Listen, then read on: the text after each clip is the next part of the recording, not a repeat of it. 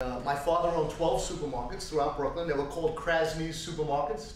I think all of you are too young to really remember. Maybe some of your parents, if you grew up in Brooklyn, you asked them if they remember Krasne supermarkets. We had stores on Avenue U, Flatbush Avenue, Nostrand Avenue, Avenue N. I can't remember all the Ralph Avenue. So we had stores all over the place. And you know, in those days, it was a different world. My father had suppliers, and all the suppliers gave you credit. And he wanted to expand. You know, at one point he had 3, 4, 5 stores, and he wanted to expand to more stores. So he got the suppliers to give him credit, but there was no written agreement. He had a handshake with one of the big suppliers. At that time it was Associated Foods. You probably see Associated stores around here. Yeah. He was buying from Associated. There was this guy, Saul, I don't remember his last name. My father shook hands with him, and instead of getting 3 weeks credit, he got like 6 weeks credit, which puts a lot more money in his pocket so he could expand and buy more stores. This guy, Saul, retired. A new young guy came in. As a matter of fact, he was a Harvard graduate. He was a real sharp guy. And he looked at my father's situation and said, oh, this guy's got 6 weeks credit. We can't have this. And my father said to the guy, look, I can catch up. It's going to take time. It's going to take me a year, year and a half. I can't catch up overnight. I will catch up. This guy didn't like that. Put a lot of pressure on my father. To make a long story short, he wound up going bankrupt. We lost 10 stores. 10 stores were sold to pay off part of the debt. And he kept 2 stores to work off the rest of the debt.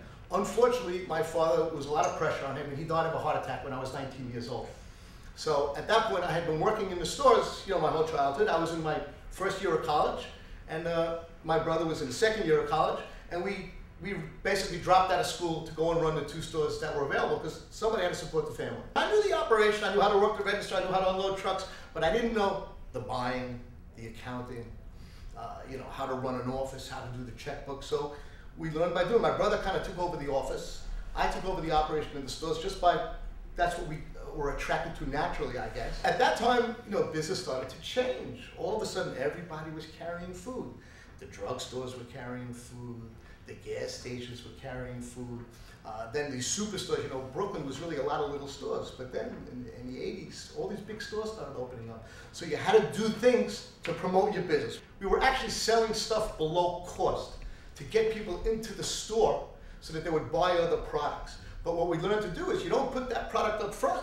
You take that product, you put it in the back of the store so that people are forced to walk through the store to look for these specials. Think about a supermarket. What's in the back of the store? Milk? It's always in the back. You ever see milk in the front of a store? No. Why? Because you walk in, everybody needs a quart of milk, a half gallon. It makes you walk to the back. They put meat in the back of the store. Why? They want to make you walk through. Now, if you also notice, most supermarkets, if you're looking at, what do you walk into first in most supermarkets? Anybody realize what you see first? Produce. Produce. Why?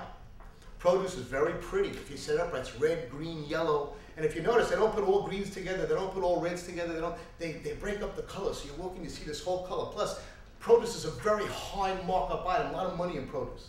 They want people to walk in and fill up their basket with fruit. Now you filled up your basket with vegetables and fruits, and you say, gee, what else do I need? Oh, I need salad dressing. Oh, I want to make some, you know, oh, I need a main course. So the fruit, you know, whets your appetite.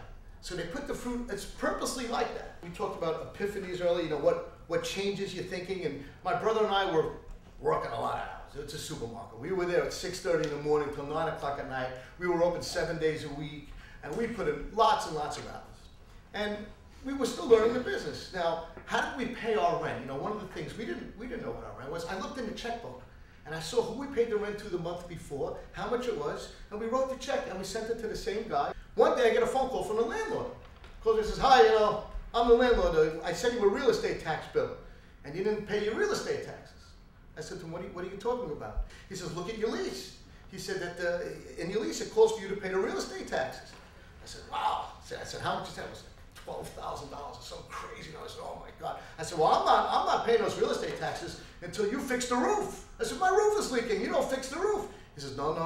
Look at your lease. You got to fix the roof. I said, oh boy. I said, well, the sidewalk is cracked. I said, the sidewalk is cracked in front of the store. You got to fix the sidewalk. I'm not paying those real estate taxes until you fix the sidewalk. He says, look at your lease. He said, you got to fix the sidewalk. So on the phone with the guy for 10 minutes. I hung up the phone and I said to myself, you know something?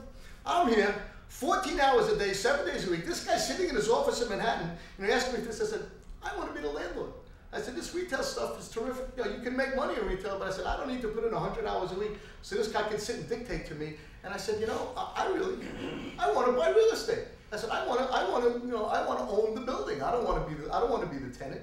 So with that in mind, what I started to do is I started to look at buildings along our avenue. Right here in Brooklyn on Avenue U is where I started.